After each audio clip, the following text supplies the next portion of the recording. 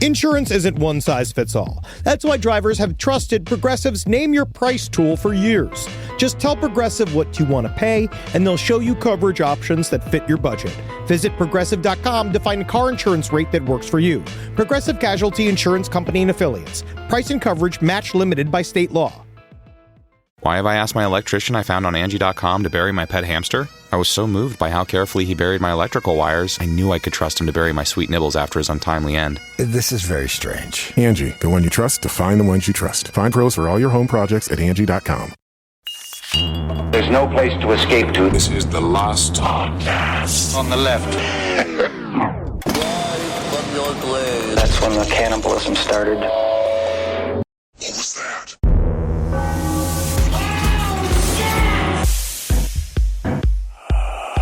We going? We got. Trying to get into the Gary Ridgway headspace.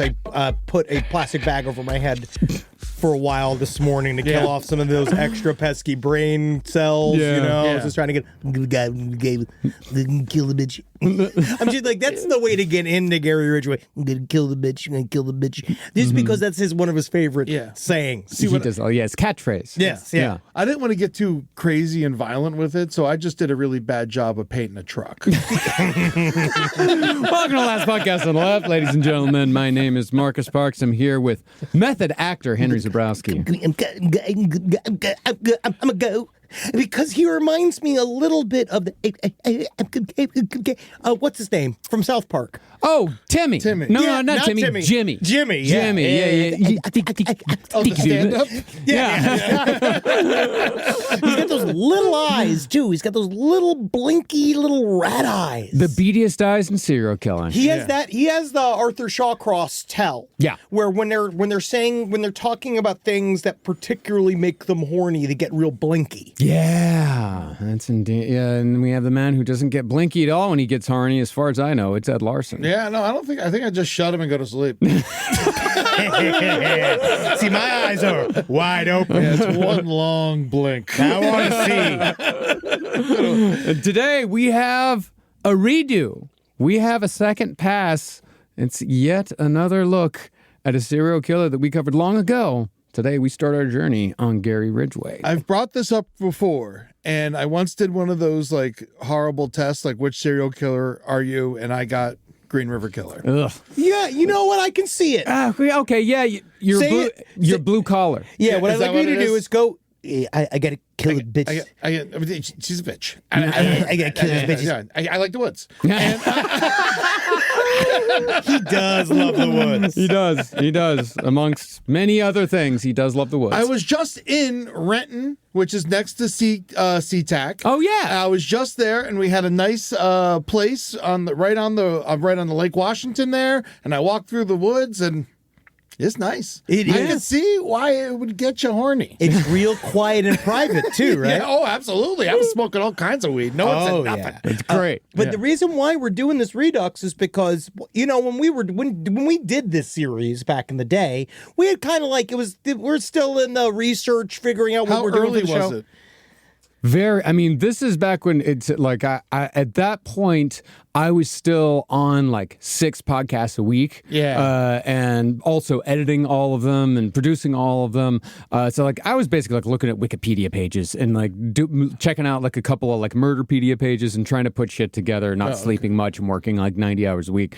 It was insane. So it was let's say a bad job. But it was fun to do. But at the same time, we did not, because normally it's like the opposite. Normally when we do the old episodes, we got into the really graphic shit and we didn't get to all the other like context and stuff, where this time it's so wonderful to know that when we got back into it, the information's actually way more fucked up than we even ever thought in the beginning, and that's great for us. Yeah. Now, I watched the documentary on HBO Max yesterday, and I obviously read the script to prep today. He seems like he might be the worst? He just couldn't fall in love fast enough. He's up there. He's definitely, as far as body count goes, he's one of the most prolific in American history. Samuel Little beat him though, by a lot. So he is definitely in that area of like amongst the worst. And you know how I described him? He does it the Kirby Puckett style. He's simple. Yeah. Right? You know what I mean? He's the bunter. That's what this is all He about. gets on base. This is about moving guys around bases. Yeah, Right? Moving sex workers to various shallow He's graves. an RBI guy, not a home run guy. Exactly. He's a clutch player. So as we said, many years ago, we attempted an episode on Gary Ridgway. And while we did the best we could with the resources we had at the time, we realized after looking at this story again that we didn't really capture the full picture, especially considering how new information has come to light that might actually explain the mystery of Gary Ridgway. See, last time we described Gary Ridgway as a man who was really only good at one thing. He was a dullard, but he also managed to evade police for decades as one of the most prolific serial killers in American history, despite the efforts of a massive task force. In fact, before the advent of DNA testing, the so-called Green River Killer case, as Gary Ridgway's murders are known, was shaping up to be yet another unsolved serial killer mystery, like the Zodiac or Jack the Ripper. But the biggest difference between those cases and Green River is the sheer volume of victims. While Jack and the Zodiac only got 5 each, Gary Ridgway murdered at least 45 women between 1982 and 1984 alone. 2 fucking years. And that doesn't even count the women he murdered afterward and the women he possibly murdered before. And we've talked about this before with these types of serial killers. There's always the ones in which they killed way less than they said that they did, and they're doing it for attention. And then there's the ones that might have killed way more. And Gary Ridgway is firmly in the camp of might have killed way more. Yeah. Because he said, that, I don't remember. I don't remember a heck of a lot. I kind of go in a different direction of my mind. And then he's just like starts thinking about it in a way where he goes off into a fantasy world and he doesn't even remember. And then he's like, I don't know whether or not that was a dream or that was a fantasy. And he's just like, he was thinking about killing for so long that he also doesn't remember what was the ones he actually did and what were just a walking fugue state fantasy he was in. Yeah. You know what's interesting is like sometimes like I bet when I was younger. It's catching. It's really catching. When I was younger, I remember I used to get in a lot of fights, and I remember one fight, my biggest fight. I don't remember it. Yeah. Like I went into like a fugue state, and so like it kind of makes sense. So I feel like violence, extreme violence, can bring on just you not knowing what's going on. It's not violence, it's anger. Because I bet that during that fight, you were probably the angriest you have ever been in your entire life. I guess. I don't even remember. I was perfectly fine afterwards, I'll tell you that much. And it's the power of man. So Gary Ridgway would pick up sex workers from the areas around the SeaTac International Airport and the Interstate 5 corridor, pretend as if it was going to be a normal transaction, then he would strangle women to death before dumping the bodies in isolated wooded areas around the Seattle-Tacoma region. Gary was able to do this dozens of times because the area in which Gary obtained and disposed of victims was almost tailor-made for a serial killer. Thanks, God. God did that. God and man. You're right. God and man working together. Yeah, there's a reason they think Bigfoot's in those fucking hills. Yeah.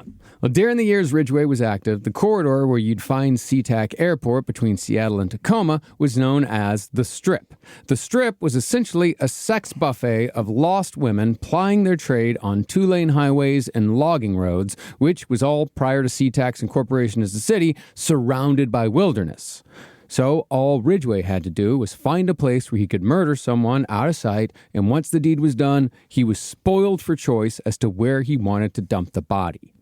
Now, had Ridgway buried his victims instead of just rolling them into ditches or leaving them out in the open, the Pacific Northwest likely wouldn't have even known there was a serial killer on the loose, because his victims were all sex workers whose disappearances likely wouldn't have been investigated. Well, they would have known there was a serial killer on the loose, because as we'll get into in the next episode, there were about 4 to 6 serial killers operating at the same time as Gary Ridgway in this area. Really? I also truly think the key to Gary's successes was simplicity. Yes. I think if we're adding He didn't get all steps- fancy with it. No.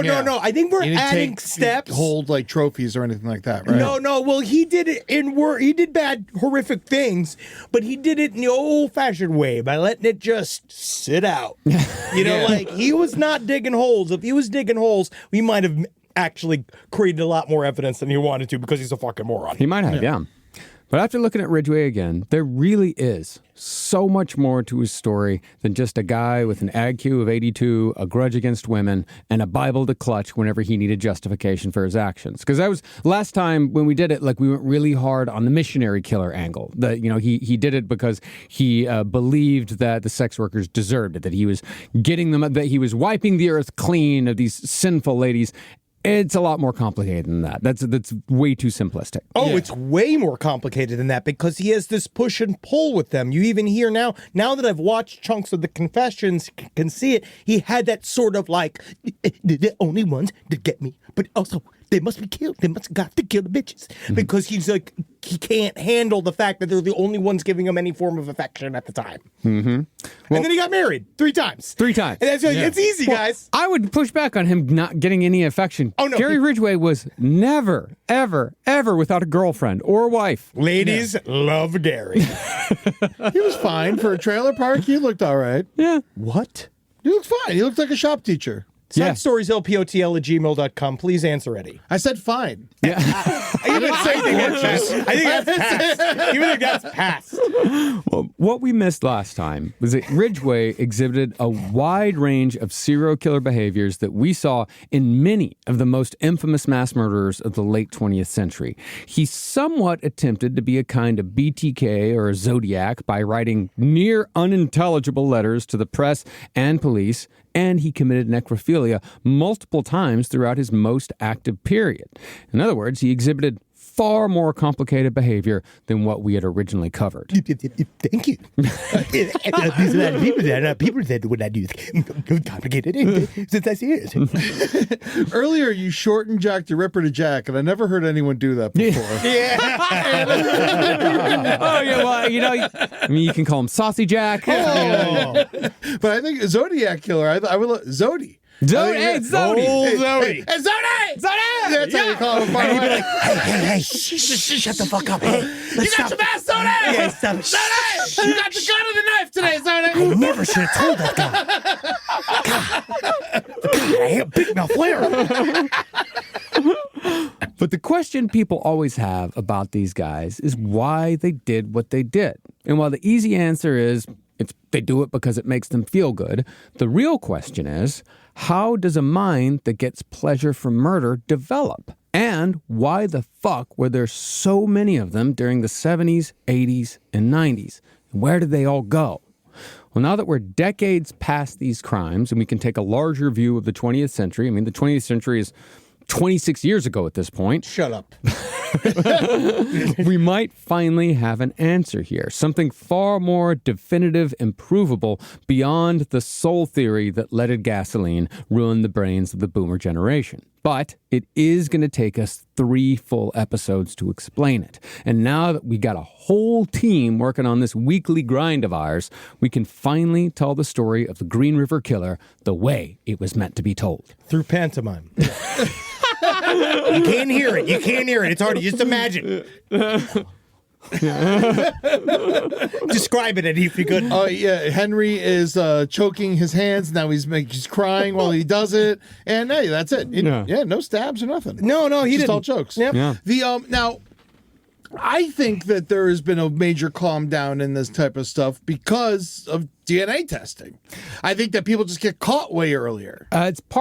That is part of it. That is definitely a part of it, but it's not all of it. I think people are just as evil now as they were back then. But the phenomena might have changed to more effective attention seeking. Because I think a lot of serial killing does also involve attention seeking. And now it's much easier because you could just get all you need to get a military grade rifle and bring it to a public square and squeeze off a bunch of shots, and then you immediately get all the attention that you crave. Yeah, now you just do it all at once. Yeah. Yeah. And there are other things besides DNA testing. There's also social media. People are, it's noticed when people go missing Red light a lot cameras. faster. Yeah. Things like that. that. So yeah, people do get caught earlier, but and kids don't run away anymore. They need to stay in their homes now. Yeah. Because kids they don't have any functioning skills, so they don't go hang out by the train yards anymore. Sure. Yeah. Now they're all just playing video games. Yeah. Like you missed the days when kids ran away. Now the scariest place to be is on Roblox. But the other thing is that the 70s, 80s, and 90s, like the one-on-one crime, like just general all-around crime, that is way, way, way down. Yeah. It's still way. I mean, there's still just as many lost people around that you can prey on today as there were back then. In fact, there are more. There are far more people in this country now than there were back then. But there are reasons why things have calmed down so much and why crime is at its lowest point ever. Yeah. Also, like, I feel like back in the day, you would get into a fist fight, a cop would catch you, like, all right, boys, break it up, go home, walk it off. Yeah. Like, now you're like, everyone just goes to jail. Yeah. It was also back in the day, the children weren't armed. And I think they used to just fight each other, and then they wouldn't go back and get guns and then come back and finish the jobs. Yeah. Well, maybe so, maybe no. We'll see. We'll see. Well, I mean, but that's the thing. We're going to get more into that in the coming episodes. Okay. But before we get into the story of Gary Ridgway, let's acknowledge our sources. First, we've got the classic Green River Runnin' Red by Anne Rule. It is thick. 800 pages. Wow. It's a big one. Yeah, Anne Rule, she's the same one who wrote the definitive book on Ted Bundy. Famous true crime author. Then we've got the source for the juicy stuff, which was found in Gary Ridgway, The Green River Killer by James Richmond. And finally, we got the new kid on the block, Murderland by Caroline Fraser.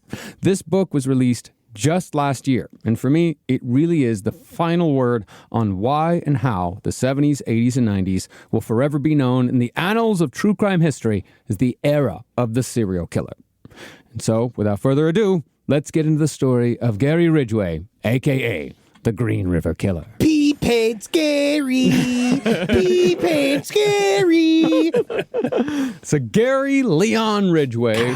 Cool name. Yeah, Gary Leon. Yeah. Yeah, it is cool. Yeah, he was born in February of 1949 in Salt Lake City to Mary Rita and Thomas Ridgway. These two people hold the distinction of being one of those rare double shots of horrible serial killer parents because both of them absolutely contributed to the horrific mindset that enabled Gary to do what he eventually did. Usually it's just one, but this time, boom, 2 barrels. And that's how we get the -- killer in America next to Samuel Little, who, again, I feel like he didn't count enough because he wasn't proud. Yeah. Gary was proud. Yeah. Now, Gary grew up as the middle child in a struggling family that grew their own food and searched junkyards for useful scrap that could be fixed up and sold. It was a family trait that Gary would carry throughout the rest of his life as a free man. It was a practice he called finding treasures. I just can't believe you guys get all this new stuff. It's crazy. You get this old stuff. It's coming old rusty, peeing, it's coming pooping. Great. It's a treasure to me. You guys don't like this? You don't do this?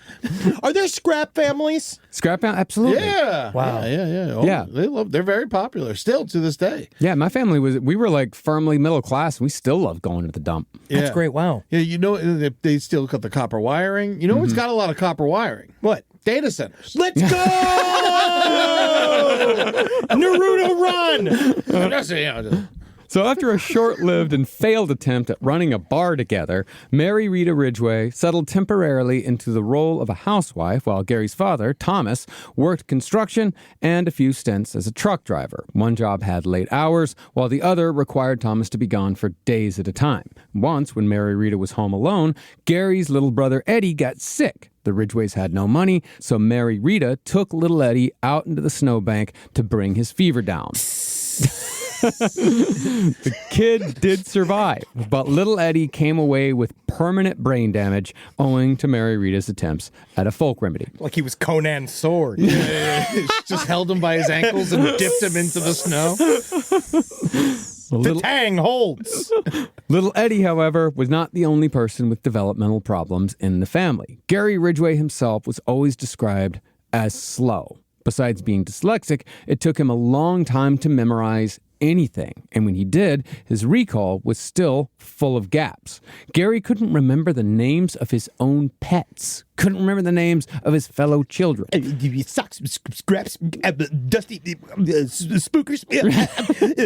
Cat, get out of here. I'm trying to go to the bathroom. He was considered such a lost cause from a young age that teachers would routinely sit him in the back of the class just so he wouldn't bother the other children and so they wouldn't have to pay attention. They could just forget about it. Shut up, Gary. The kids with a future are trying to learn, Gary. I'm going to burn the school down. A slow intellect, however, wasn't Gary's only childhood problem. Oh, no. Gary Ridgway was a bedwetter, which only added to the annoyance that his mother, Mary Rita, felt towards him for being slow. Can we change the distinction here? Because some people bedwet. Sure. Yeah.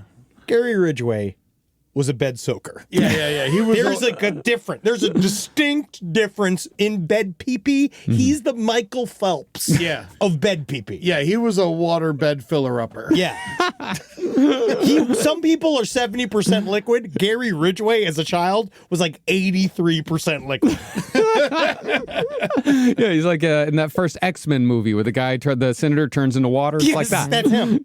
Well, Gary also had severe allergies and a constant runny nose, which he always wiped with his shirt sleeve. His eyes would swell and tears would constantly run down his face, which earned him the nickname Crybaby amongst his fellow children. That, of course, was in addition to the bullying he got just for being slow. By the age of 8, Gary remembered being always sad, always angry, because there was just so many things wrong with him. Little things, but they added up.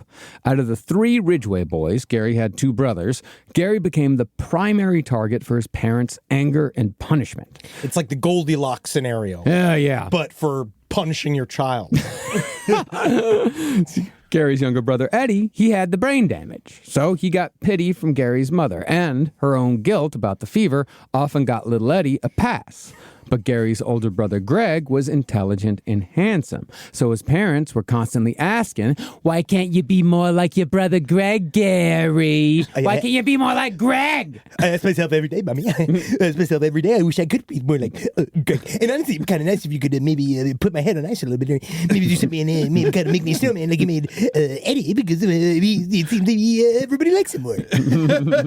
Oh, there's a Greg Ridgway who's a professor of criminology. It's not the same guy, but wow. I find it interesting. It is interesting. Wow. It's like a guy who runs a hamburger joint named Burger.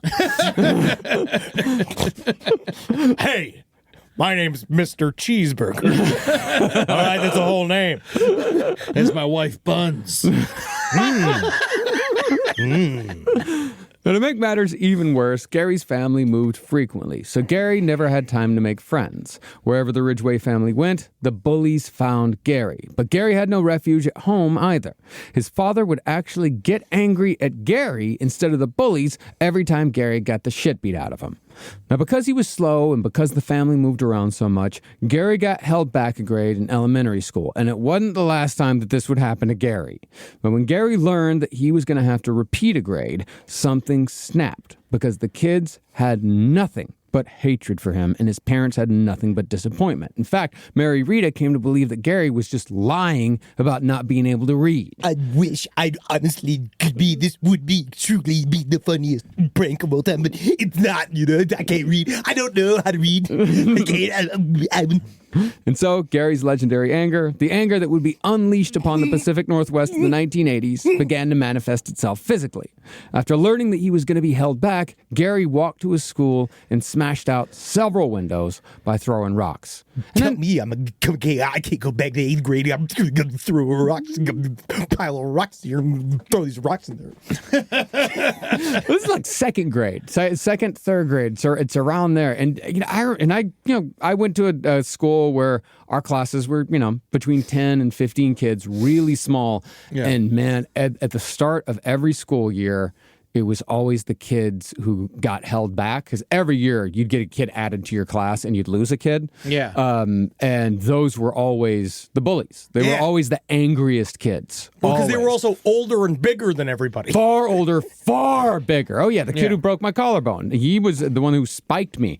He'd been held back twice, I think, by that point. I made him very strong. He was very strong. He was incredibly strong. I think he's dead now. Yeah, there was a guy who straight up like shot someone in the head in his front yard, and he was like 20 in my high school. He's just like, he's just smoking with the security officers and shit.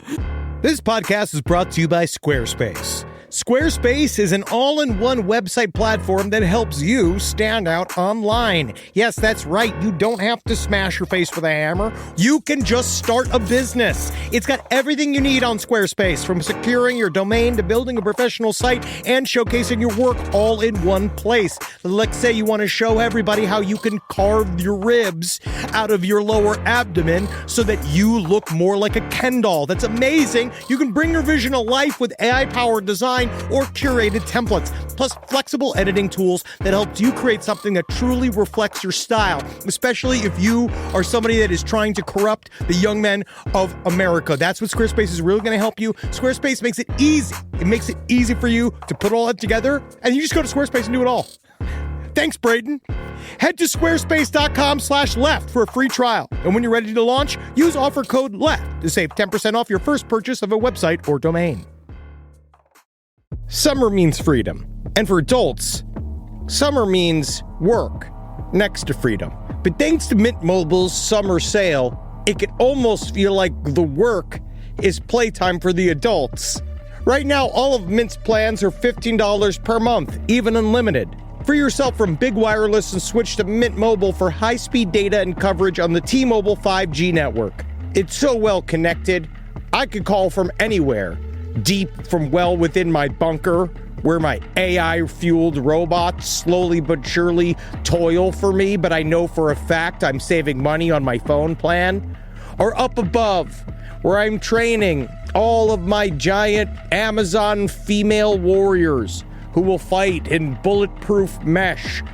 Also, honestly, Mint Mobile's really cheap and it's really reliable, so you should use it. To get your new wireless plan for just $15 a month, go to mintmobile.com/LPOTL. That's mintmobile.com/LPOTL. Cut your wireless bill to $15 a month at mintmobile.com/LPOTL. That's it. There's no catch. Upfront payment of $45 per 3 months, $90 for 6 months, or $180 for 12 months. Plan required, $15 per month equivalent. Taxes and fees extra. Initial plan term only. Greater than 50 gigabytes may slow when network is busy. Includes up to 20 gigabyte hotspot. Capable device required. Availability, speed, and coverage varies. See mintmobile.com. You tired of spending way too much time trying to figure out your finances? Welcome to the club. Rocket Money makes it easy. Like Sunday morning. With Rocket Money, you can track subscriptions and have the ability to cancel unwanted ones in just a few taps. You know how many times I subscribed to mustard clubs? Those mustards, they are not cheap.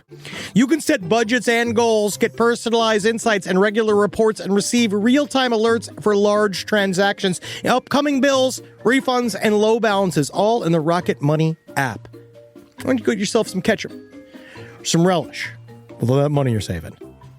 Maybe a hot dog, if you got a death wish. Rocket Money is a personal finance app that helps you find and cancel unwanted subscriptions, monitors your spending, and helps lower your bills so you can grow your savings. Let Rocket Money help you reach your financial goals easier. Join at rocketmoney.com/LPOTL. That's rocketmoney.com/LPOTL. rocketmoney.com/LPOTL. Rise from your grave. Now, around the same time that Gary was being held back, Gary also started experimenting with fire. In second grade, he started playing with matches and eventually set his own garage ablaze. He became terrified and ran away while a neighbor called 911. And even though he assumes his parents beat him for starting the fire, he said he doesn't remember, his experimentation with fire didn't stop. He just learned to do it elsewhere so he wouldn't get caught.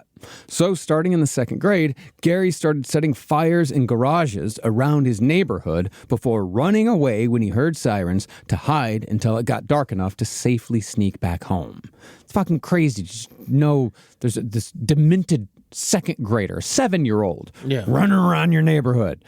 Any open garage, running inside, setting it on fire. Yeah, dude, I feel like that's how It's a goblin loose. It is a goblin loose, and that's why. But I think you have full immunity to clonk a little child in the head that's doing that. Like, if you're setting things on fire and setting structures on fire, I think you can get one clonk from a stick. His dad tried. I know. You know what I'd say? I wouldn't say a clunk in the head because that can cause permanent damage. Kick him in the stomach. Oh, yeah. Go kick in the ass. Like, one of those, like, get out of here, kid. You can tie him up, throw him in the swimming pool. Yeah, that'd be fun as hell. God, these are all great to do to an arsonist child. Now, besides the bedwetting and the arson, Besides that, Gary also had a streak of animal cruelty. When he got older, he found that he enjoyed hurting things, starting with the birds that he would shoot with his BB gun. Gary found that when the birds hit the ground dead, it made him laugh. Another time, in a moment of frustration, Gary took one of his own pet cats and suffocated it by throwing it in a cooler and shutting the lid. And so, that brings us back to the infamous MacDonald triad, which for years was used to identify serial killers. See, it was widely believed, specifically after true crime got so popular in the 2010s, that if someone wet the bed beyond the age of 5, started fires, and engaged in animal cruelty as a child, it was a good indicator that they would become a serial killer as an adult.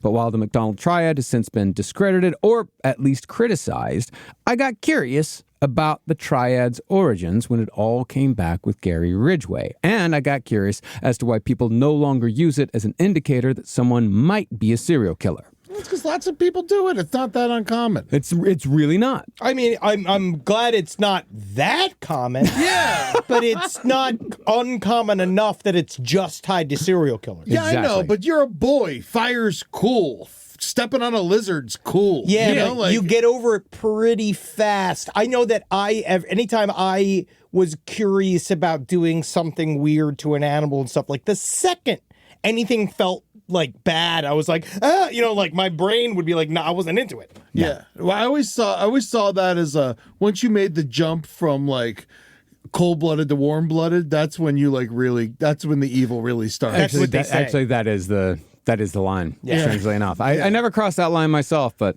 Yeah.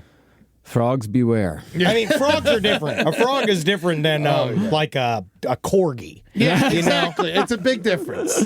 Well, the MacDonald triad came from a 6-page paper called Threat to Kill by a forensic psychiatrist named John MacDonald, published in 1963. MacDonald was studying violent psychiatric patients and noticed that bedwetting beyond the age of 5, compulsive fire starting, and animal cruelty appeared in many of the children on these psychiatric wards. MacDonald, however, never explicitly said that his triad of bedwetting, fire starting, and animal cruelty in children led them to become serial killers as adults. It actually didn't even lead them necessarily to become violent as adults. In fact, MacDonald only used a sample of 100 patients, and none of the people he studied for the paper had actually committed violence. They'd only threatened it, hence his title, Threat to Kill. But the pioneers of behavioral science, the FBI, profilers Robert Ressler, Ann Burgess, and John Douglas, whose story was loosely adapted for the Netflix show Mindhunter, they combined Threat to Kill with a book MacDonald had written in 1960 called The Murderer and His Victims. They then ran with the so-called MacDonald triad in a direction that even MacDonald himself didn't expect, all in an attempt to try and solve the why of serial killers. When serial killers began to be they were starting to acknowledge it. The main issue is, as always, we see is that they want a structural fix that works every time. Sure. So they'll give you money, right? Because even the guys within these, like the FBI and all this stuff, they have to like pitch their own inner projects up the channel. So it's like stuff like this. They put together this like MacDonald triad, like fix all, like, look, this is how we'll find serial killers and stop them. Well, it was a part of a massive thing. And then everybody jumped on it because like, oh, good, then we can fix serial killers. And it's just like, oh, well, let's hold on a second. Yeah. After the MacDonald Triad was introduced into the cultural zeitgeist by the FBI Behavioral Science Unit, it became almost a comfort to a lot of lay people. It was a path towards maybe explaining the act of serial killing, which to most people is something that seems utterly unexplainable. But in 2018, authors Charlotte Parfit and Emma Aileen, they looked at the MacDonald Triad with fresh eyes and found that while the triad is not necessarily a predictor for future serial killing or even violent behavior, it is most definitely a sign of childhood abuse. And as we know, while not all serial killers have childhood abuse, the vast majority do have absolutely horrendous childhoods. So we can forgive the BSU for jumping the gun a bit on the MacDonald Triad. This revelation was actually it was a great relief to me personally, because I absolutely hit every single point of the MacDonald Triad as a child. I wet the bed beyond the age of 5. I can admit it now as a 43-year-old man. Wow. I was absolutely obsessed with fire, and although I'm not proud of it, I dabbled in animal cruelty with various local amphibians in very cruel and increasingly bizarre ways. Yeah. I mean, like shit that memories that disturb me today. Yeah, but it's good that they disturb you. Yes. Me too. I tie a lizard to a bottle rocket. I used, shit like that. It was boys having fun. See, And, I was always with the girls. Yeah, you never did that. We played animals. Yeah. Where we'd act like different animals. Yeah, that's fun. I did that game, but it was always in a pool. I was always a dolphin, and I lost. I didn't wet the bed as much, but like I slept walked and peed in cabinets. Yeah. Wow. That's cool. I slept walk a ton too. Yeah. I had none of these. Really? Yeah. Good boy. You are such a good boy. Yeah, I was. I was, but I didn't sleep until I was like 8. Yeah, and there's no extra lizards and fucking queens. Yeah, no. I wasn't like that. I wasn't surrounded by nature. But it turns out the MacDonald Triad is not an indicator that we had the seed of a serial killer or the seed of a violent person laying dormant somewhere inside of us. It is, however, an indicator that my personal childhood environment created conditions where I have to do a shitload of therapy to untangle all the shit that happened to me and around me when I was a kid if I ever want to live a happy and healthy life. It wasn't my fault that I was raised in a West Texas nightmare factory seemingly designed to traumatize people like myself, but it is my responsibility to deal with that shit so it doesn't continue to fuck up my life. Gary Ridgway, needless to say, never dealt with anything. And the anger he felt as a result of his childhood traumas, which are about to get a lot worse, it was so intense that it contributed to the violent deaths of dozens of people. And, of course, the childhood trauma is only one of many factors that led to the creation of Gary Ridgway. I also think it's Gary's attitude. I think Gary's attitude's got a little bit to do with it. Wow, Henry thinks Gary Ridgway has a bad attitude. I think that he needs a... People come here for intense hot takes. They really do. They really do. I mean, God, I hope Netflix keeps us after that one. Yeah. I, for one, think he's a real jerk. Thanks, Norm. Now, when Gary was 11 years old, his family finally moved to the Seattle-Tacoma area, where Gary would live until he was finally arrested decades later. The Pacific Northwest is also where Gary Ridgway's behavior would greatly escalate in a number of ways, for reasons that we will discuss in depth on episode 2. So Gary's dad got a job driving metro buses in the Seattle area, while his mother got a part-time gig as a salesperson at a local JCPenney. That's what my mom did. Really? She worked at JCPenney's. Really? Pennies. Yeah. Are you lying about anything in your childhood, about the things that you did or didn't do? No. Mom didn't wash me till I was a wreck. That was Dad's job. I spent a lot of time in JCPenney's, but it was just my mom. That was the place I would give her a credit card. Yeah, of course. Yeah. But that's we all of our families did credit card fraud at JCPenney's. Yeah. That's also where the Ticketmaster was. Oh, that's nice. Yeah. Wait in line. So the family bought their first house in an area that is now known as the city of SeaTac. But with yet another move, Gary's bedwetting returned with a vengeance. Yeah. Starting when Gary was around the age of 12, Mary Rita Ridgway began angrily yanking him from bed when he would wake up and announce that he had wet himself. She'd drag him to the bathroom and throw him into a tub of ice-cold water, screaming that, quote, "Only babies wet the bed, Gary! Only babies! Are you a baby, Gary?" a direct quote. I went to bed. Can you come in and like be 12? Like, hey, just so you know, went to bed. Oh, man. My bed's all wet, Mom. Well, this would be yelled repeatedly while Mary Rita dragged Gary through the house, which, of course, woke everyone up. And it was meant to add to Gary's humiliation. This would happen at least 3 times a week during this time period. Sometimes it would happen every single night. And this happened up until Gary was about 15 or 16 years old. From 12 to 15 or 16. Years of this. Let's just say, I don't know if it was just about the pee-pee, Marcus. Well, we're going to get into that right now. I don't know if it was. And that's the problem, is that sometimes mommies can be a little naughty too. And that's what you got to be careful of. Because sometimes mommies, if you're too naughty, you make the baby naughty. Hope all of our mothers out there really paid attention to that. Just know that, right? That's No, free you advice. naughty mother. It's a good advice. Naughty mommy makes naughty baby. Yeah. Write that down. Wink, and that makes angry daddy. Yeah. But because the return to bedwetting coincided with Gary Ridgway reaching puberty, the mommy wires got appallingly crossed. Mary Rita would often leave her bathrobe open, especially when she was dragging Gary to the bathtub in the middle of the night. And Gary would become aroused at the sight of his mother's big hooters. Because, you know, moms, I always think, you always love when my mom slept in the nude. You know, like, you know how fucking awesome that was when your mom got done with the penny. She got done off of pennies, kicked off those heels, stripped down to her bush, and just fucking relaxed. Yeah. It's crazy. I grew up in South Florida, one of the hottest places in the world, and I don't think my mom could have worn more clothes. My mom was so sheathed. She was so clothed. Thank Christ. Well, once Mary Rita got Gary to the bath, she would furiously scrub his genitals until they were raw. Baby's penis is covered in urine.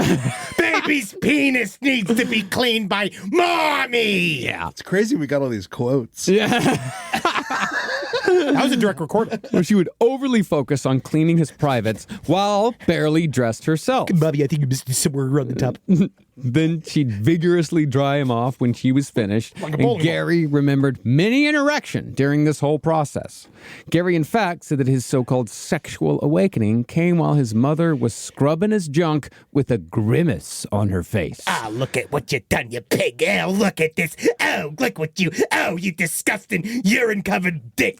Oh, I hate how covered in piss and shit you are. The pig, you got that from your mother. Yes. That came Getting called a pig. My mommy. Yeah. They came from old Henry's mommy. Just treat him like a bad dog. Yeah. And later, Gary said that he was both angered and incredibly horny every time his mother scrubbed the urine from his genitals, which of course fused anger, hatred, and sex in Gary's developing mind. And keep in mind that this is not something that happened once, twice, 5 times, 10 times, 3 times a week for years, if not every night for years. Can I ask you both?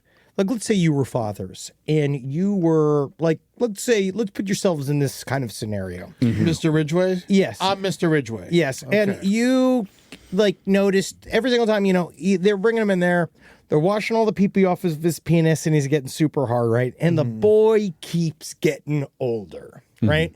At some point, when he gets hard, like, do you think that, like, there's no, like, putting some brakes on the process here? You're assuming that the father ever got out of bed. Yeah. Thomas, like, that was the thing. He's lucky. Thomas Ridgway would just stay in bed. It's not like he would come in and supervise. But what if you saw your son getting hard every time his mom was your teenage son? Every time she washed his genitals covered in urine, he got hard from Conversation's going to be had. Would you? Would you be like, this should probably? I think we should let his coach do this. Like this maybe is a teacher's job.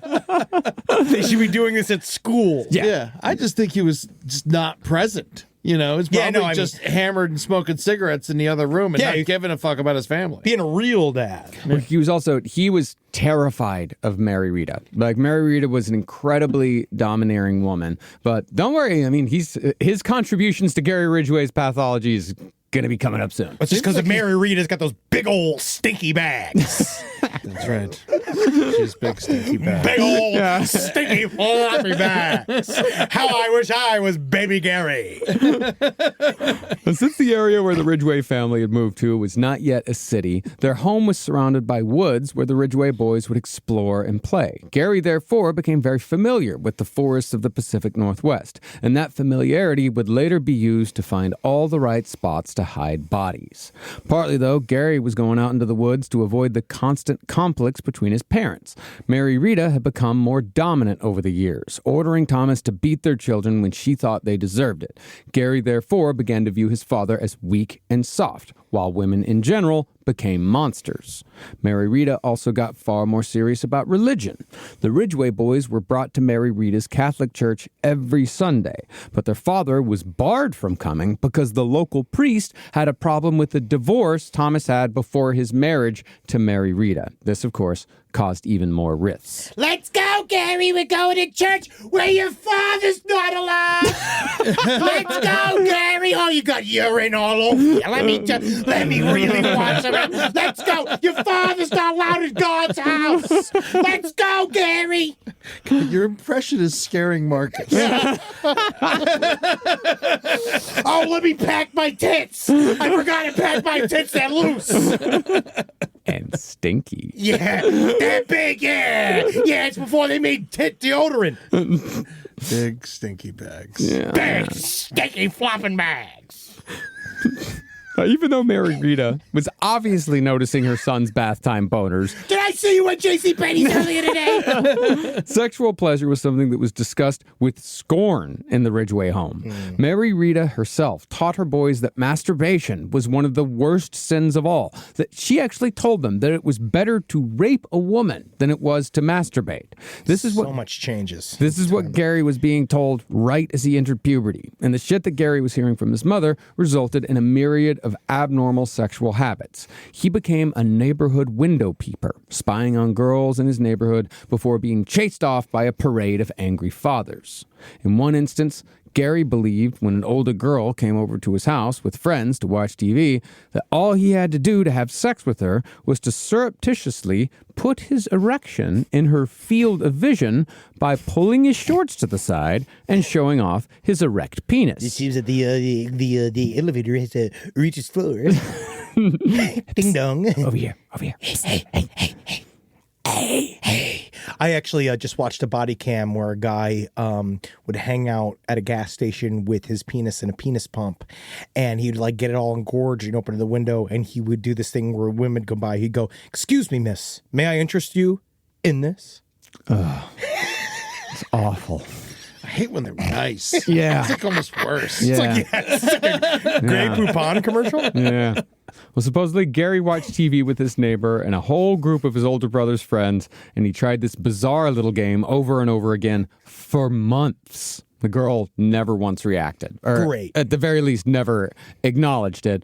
She did the right thing. Well, she should have stopped going over there. Yeah, No, for she should have sure. slugged him in the fucking mouth. Yeah. and been so like, should have some of those boys. Yeah. well, you know what it is. But I think no one noticed. That's what he said. He always said that no one noticed. No one said anything. And I think if he was bullied as much as he was, because this is like his older brother's friends. Yeah. And like, I know neither of y'all got older brothers. I got two older brothers. When your older brother's friends see anything to make fun of you for, they go for it. Like, they go for it fucking hard. But what an ultimate example of what Gary's sort of talking about, right? He can't even pull his dick out and get a reaction. He's in this area of all these kids, and he's going like, anybody see what Gary's doing? Anybody see what Gary's doing? And he's in the corner, and everybody's just going, he's like, nobody cares. Nobody cares when Gary pulls his penis out. And that's exactly how he got away with it for so long. Yeah, it is. Now, Gary was a loner both before and after puberty, and since he believed masturbation was a sin that was worse than rape, he got his jimmies out by becoming a frotteur. Is frotteur? Honestly, let's not put the French fucking spin on it. I never heard the word before my whole life. It's a frauder. Frauder. You can call him just a frauder. Frottage. Yeah. That's the terms for it. It's when you rub up or brush up against somebody for sexual pleasure. Yeah, of course the French thought of that. But it's like you do it on the train. Like it happens a lot in New York City. It's the thing of where you could just kind of like the guy just sort of lets the tip of his penis touch you. Or it's also trying to rub up against a woman's breast, just like that. So, and you're always making it look like an accident, like, oh, sorry, but very much doing it on purpose. Walk around with the palms of their hands facing out and stuff like that. Yeah. Are you a froater? No, I got grabbed. Okay, yeah. Yeah, men. See, I've been frauded several times. I've been frauded myself a few times. Yes. But it was also around this time that Gary found that killing living creatures made him feel better about his anger. After suffocating the aforementioned cat at the age of 14 and throwing the corpse amongst the local roadkill, Gary found that killing anything, it made him feel strong and important. While Gary was discovering this disturbing quirk to his personality, his father took a second job at a mortuary and quite unwisely decided to be open and honest with his son about everything he heard while working with the dead. Thomas Ridgway would tell the teenaged Gary stories about a coworker who would commit necrophilia with the female corpses. He would go into grotesque and unnecessary detail with his young son about his coworker's necrophilia. Son, this is a funny story. I don't know why you're not laughing. Son, this is a funny story about the time I saw Carlos and we Eiffel Towered that old blind woman. Stop taking notes. I'm telling a story. It's so interesting. God damn it. Every fucking time you say that we don't spend any time together. And the moment that we find something that I think that we're going to connect on, you just blow me off. So, what's he like? Well, this caused necrophilia to become central to Gary's sexual fantasies because he began to believe that when you were having sex with a corpse, there were no feelings involved one way or the other. It could be super casual. Yeah. Thomas would also be quite vocal about his personal hatred towards sex workers. He thought they were subhuman. And even though Gary would become a frequent customer on the block, both with sex workers he did and did not murder, he would hold the same opinions as his father throughout his life. Now, as far as his mother went, she also overshared with Gary when it came to the sexual escapades that came as a result of her work at JCPenney. Henry, did your mom ever talk about her sexual escapades at JCPenney, how sexy things got? The worst part is when I learned how she knew the term bukkake. And at first I thought it was because she had went by the sushi area in the food court. And it turns out, no. She met Mr. Yakimoto.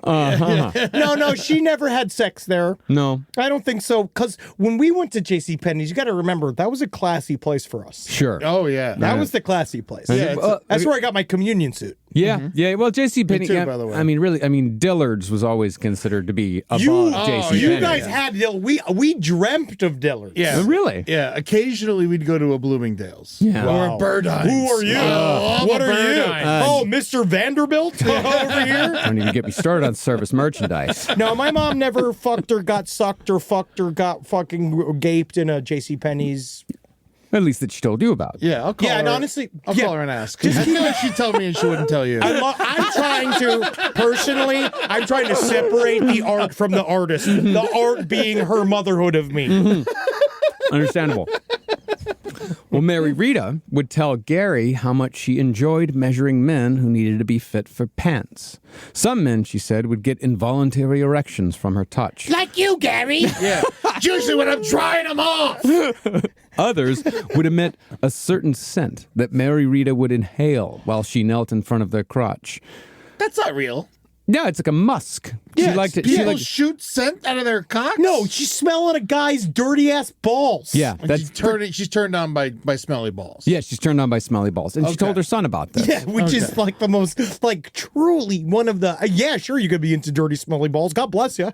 But I'm just saying that, you just save that for the quilting room.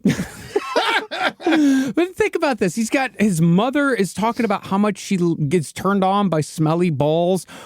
His father is talking about, like, yeah, you can fuck a dead girl. It's fine. It's okay. And this is what Gary Ridgway's fucking grown up with. Yeah. Is it bad that I just got deja vu? It's interesting. It's certainly interesting. This used to be my playground. But Mary Rita also continued pushing her son around to the point of depression and deep embarrassment, even beyond the bedwetting incidents. So Gary began fantasizing about murdering his own mother in great detail. He thought about stabbing her in the heart, choking her to death, and setting the house on fire with her still inside. It's the whole house on fire. Gary even set the building on fire. Set the building on fire. Gary even fantasized about torturing his mother, thinking often about what it would be like to sew up her vagina with a needle and a thread. It'd be difficult, but also I'd be proud if I could do it. Just because I finally finished something I wanted. I mean, it's the first time he showed creativity. Yeah. Just trying to stay positive. I suppose. I guess it does show vague creativity. I bet you he just watched his mom preparing the turkey one year for Thanksgiving. He was like, ooh, that's a good idea. From fantasizing about killing his mother, Gary moved on to fantasizing about raping and killing his classmates. He began following them home with a massive erection while thinking about all the horrible things he wanted to do. Gary privately referred to this as patrolling because these serial killers do love their little terms for their little games. It's all validating. It's all the shit in their head that makes it a structure. Yeah. Eventually, Gary's constant rage translated itself into property damage, breaking and entering, excessive drinking, and theft. But Gary found that the only thing that really released the pressure valve all the way was violence. And Gary's first violent act towards another human came in 1965 when he was just 16 years old. This is like out of a Stephen King novel. It really is. In a wooded area beside Gary's high school, Gary stumbled upon a 6-year-old kid dressed as a cowboy, innocently just playing. For some reason, seeing this child enjoying an afternoon playing cowboy, this filled Gary with uncontrollable rage. Was he an Indian? I don't think he had any Cherokee. No. So he approached the boy with a plan. He asked the kid if he wanted to go into the woods with Gary where they'd build a fort together. Because, Gary said, there were a lot of people around, quote, who'd like to kill little boys like you. So, when Gary got the kid out to the woods and the kid picked up a stick, Gary pulled out his knife and stabbed the child in the torso, hitting his liver.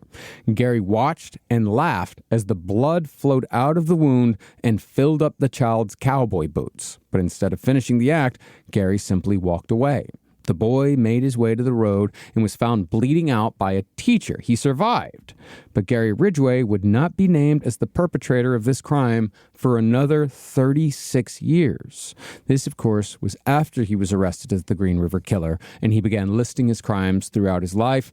The cops looked back at the records, looked and found, when Gary said it happened, that there was a kid who was stabbed, dressed as a little cowboy. It all happened. Gary Ridgway could not remember the names of his childhood pets, but he had a near photographic memory of every single crime he ever committed. That's not true. He would, well, it depends on what he'd like. Because of you could tell that he fantasized and thought about the stuff that was important to him. Yeah, there's a lot of there are things that were photographic. There were some things that were hazy. Let's just say he was all fucked up. He was all fucked up. Yeah. But I mean, it just turns out for somebody who couldn't remember his pets, it was shocking how many different shallow graves he could remember and different places he could go. I just can't believe he was dressing up like a cowboy at 16. No, I was getting high and shit. No, the little boy was dressed as a cowboy. Oh, okay.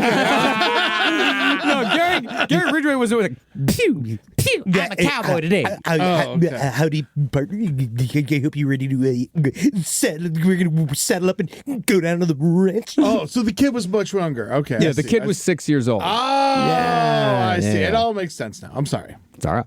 But while the incident with the little cowboy was Gary's first act of serious violence against another human, he also very likely committed his first murder around this time. Later, Gary would say that he was unsure if his first murder was a hallucination or a dream, which, as you're about to find out, is a common theme amongst Gary's confessions. There is, however, usually evidence linking Gary's hazy recollections to real-life events, so they are worth taking seriously. In 1964, Gary said that he and a younger boy were swimming in a lake near Seattle when Gary suddenly wrapped his legs around his swim mate's neck and dragged the kid into the water below. Gary said that the kid did fight back, but Gary held the kid underwater until he stopped moving. And once the kid was dead, Gary said he pulled the body under a nearby dock and left it floating there. Now, while that might have been a hallucination or a dream, public records show that 2 boys did indeed drown in that same lake during the same year Gary recalled drowning this boy. So it is possible that Gary was responsible for at least one of them. And it's not uncommon for serial killers at this age, when they're teenagers, especially even if they end up killing women later on, to kill little boys. And to just kill anyone. Well, they're around a little boy. Yeah. And that's, but it sounds a lot like Ted Bundy. It sounds a lot like there's that story, with Ted Bundy with the little girl when he was a little girl, and it matches all his MOs later on. Mm-hmm. Actually, we'll find that Gary Ridgway and Ted Bundy share a lot in common. But even though Gary's life was becoming increasingly dark, both within and without, he actually evened out once he got to high school when it came to social interaction. He actually began dating and eventually got a pretty girl named Claudia Craig to go steady after the two of them met at the supermarket where they both worked.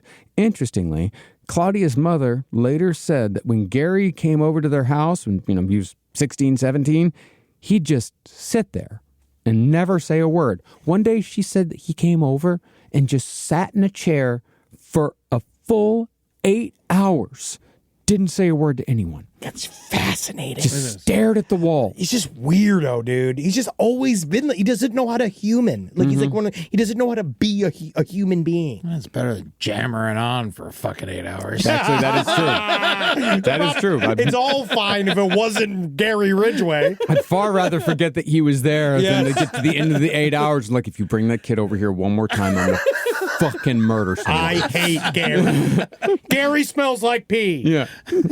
But by the end of it, Gary Ridgway came out of high school in 1970 with the reputation of a normal, if dim-witted individual. Yeah. He'd been held back twice by the end of it, and therefore graduated at the age of 20, barely able to read or write. Wow. But since this was 1970 and the draft for the Vietnam War was in full effect, Gary was actually smart enough to join the Navy to avoid the Army. Because in 1970, guys like Gary Ridgway, i.e. guys that were poor and not too bright, they were amongst the first to be handed a rifle before being sent to die in the jungles of Vietnam. God, he would have been a great Vietnamese corpse. God, he would have been great over there. So after going through basic training in San Diego, Gary was assigned to the USS Vancouver in the Philippines, making him yet another serial killer who served in the Vietnam War but came nowhere near combat. So like interesting. 7 or 8. Wow. That we know of. At the very, and that's just that we know of. Who are some of the popular ones? I don't know. David Berkowitz, Leonard Lake. Yeah, Leonard Lake was he definitely he was a big liar. I think Arthur Shawcross, maybe. Yes, I'm pretty certain Arthur Shawcross. Henry's dad. Yeah. My daddy only could kill my dreams. Well, like so many other serial killers in Vietnam, Gary Ridgway discovered the wide world of sex workers overseas. David Berkowitz was another who got very involved with sex workers over there. Yeah, You can barely tell. Yeah, you don't know, right? Apparently, though, something happened to Gary that he would never actually discuss, which is surprising considering how Gary would talk about pretty much anything once investigators got him going. Gary said that something happened with sex workers in the Philippines that he never got out of his system, something that was so bad that he said he probably should have gone to counseling for it. But Gary refused to elaborate any further on what actually happened. Probably got the shit kicked out of him by a pimp. Maybe. Yeah. Yeah. Well, one thing that Gary definitely talked about was how the Philippines kickstarted his lifelong fetish for inserting foreign objects into vaginas. Whoa. He said this developed from experiences with local Filipino sex workers who would walk up to sailors, reach under their skirts, and pull out pre-inserted beer bottles straight from the vagina. Wow, were they cold? They were very warm. Oh. These beer bottles would then be handed over to a potential customer, I suppose, as a way to impress or titillate the American sailors. What did we just learn from the Anton LaVey series? What have we learned about old men recently? They were disgusting. Yeah. Older men and what they liked was actually way grosser than even what we like now. You mean men that From the time from period. that time period? Yeah, there's something Yeah. about like that being like the stories I heard from my dad when he used to go to Hogs and Heifers. It was a lot of girls peeing on Hogs things. and Heifers. Oh, That's yeah. the original Coyote Ugly. Yeah. Really? Yeah, that's what it's all based off of. It's just a lot of old play that we weren't, there was like panty raids, Yeah. you know? Yeah. Well, they put up with a lot more. They did. They Yes. stopped putting up with stuff. Yeah. I think that's what changed. He said, stop. Stop. So a lot of people are super worried about investing. I understand. Money's fake. And you're like, why can't I just pull all my money out of the bank, turn it into, like, essentially smelted precious metals, place them up inside of my anal cavity in order to get across the various country lines? I understand you. I'm with you. I'm like you. But things like Acorn showed me it's okay to invest. Give your money a chance to grow with financial wellness app Acorns. Sign up in minutes and start automatically investing your spare money, whether it's a little or it's a lot, especially if it's a little. And the Acorns potential screen will show you the power of compounding and how your money can grow over time. I'm actually not joking here. Investing money as early as you can is super important. I heard early on a piece of advice that said it's not how much you put in the market, it's how long you are in the market for. All right, so go and do it. Sign up now and Acorns will boost your new account with a $5 bonus investment. Join the over 14 million all-time consumers who have already saved and invested over $27 billion with Acorns. Head to acorns.com/left or download the Acorns app to get started. Paid non-client endorsement. Compensation provides incentive to positively promote Acorns. Tier 2 compensation provided. Potential subject to various factors such as customers' accounts, age, investment settings. Does not include Acorns fees. Results do not predict or represent the performance of any Acorns portfolio. Investment results will vary. Investing involves risk. Acorns Advisors, LLC, an SEC registered investment advisor. View important disclosures at acorns.com/left. The first few weeks back at school set the tone for the rest of the year. iExcel helps kids build confidence and get up to speed fast. iExcel is an award-winning learning platform that helps kids truly understand what they're learning, whether they're building math confidence, strengthening reading and writing skills, or reviewing science concepts. We know our little Carmelita is doing extremely well in chemistry, to the point where we're almost concerned.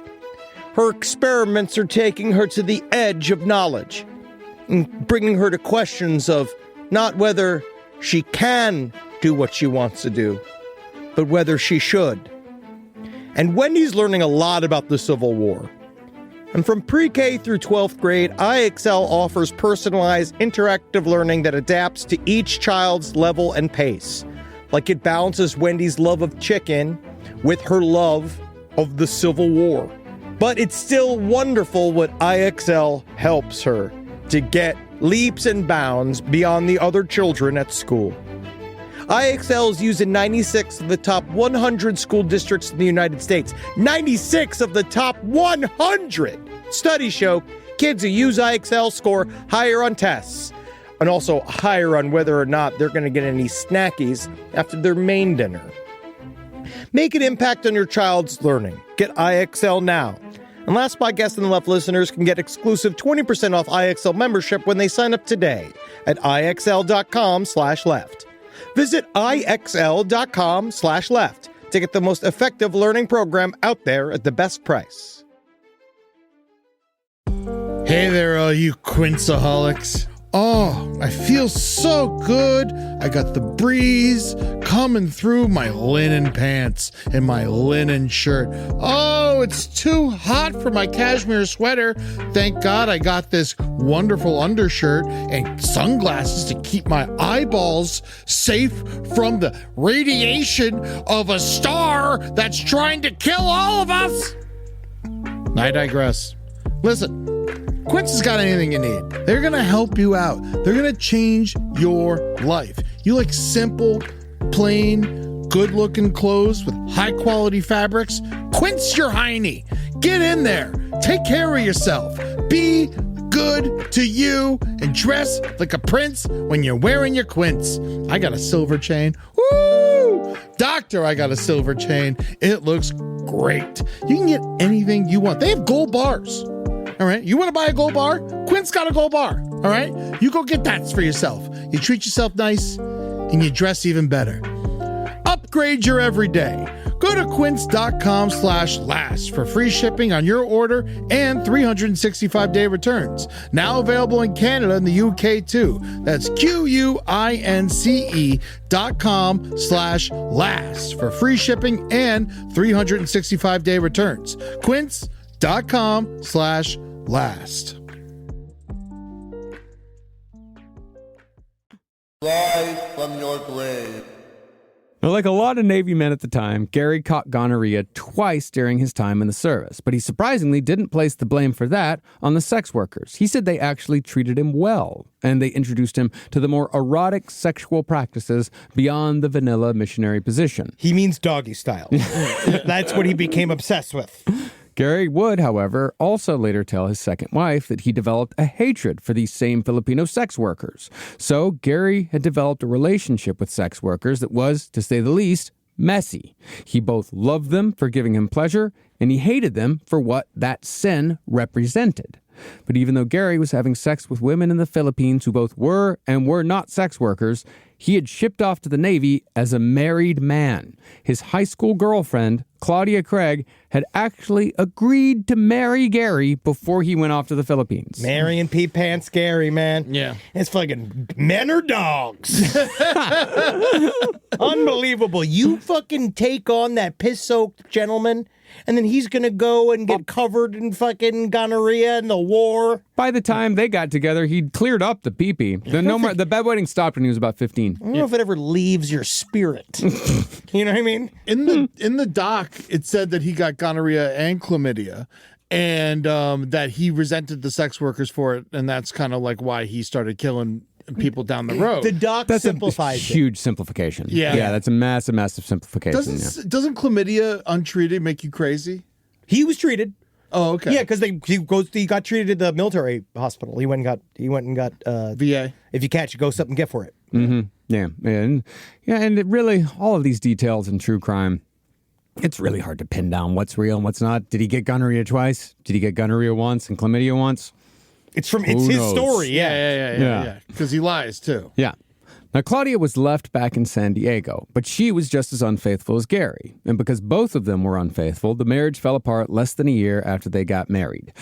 Gary branded his wife a whore, even though he had also stepped out dozens of times, and Gary's hatred towards women grew even more. Now, he had tried a few relationships after returning from the Philippines to Washington State, but after he found that he couldn't make anything last more than a few months, he returned to sex workers, all while his rage towards women continued bubbling in his belly. After Gary received an honorable discharge after 23 months in the Navy, he got a job at a plant called Kenworth Trucking that specialized in the production of medium and heavy-duty commercial trucks, 18-wheelers and such. And there, it was discovered that Gary had an affinity for detailing vehicles, which involved painting the lettering, logos, and stripes that indicate which truck belongs to which company or which trucker, because this is the age of the trucker. Oh, yeah. Convoy! This is when truckers, they were the ones killing sex workers with impunity, and we should have, we celebrated them by saying, here you go, here's some PTSD. Kings of the road they were. Yeah. But Gary did not start off as a master detailer. And whatever Gary did, he always started off making mistakes. But once he got it, he could nail it. The only thing that would trip Gary up is if some part of the process changed. And Gary fucked up so often that he got the long-lasting nickname Wrong Way because of how many times he would have to repaint an entire truck after using the wrong color or the wrong kind of paint. Wrong Way, Ridgway. And he did not like the nickname. He did not like being called, because they would call him Wrong Way Gary. Yeah, Wrong Way Gary. Yeah. Wrong Way, which is replaced Piss Pants Gary. Yeah. And he's just been like, I'm going to burn the building down. Burn the fucking ground. As far as his reputation at work went, Gary was known as friendly if overbearing, because what gave people pause was Gary's behavior towards female employees. On many occasions, Gary would approach a female coworker and massage their shoulders without asking them.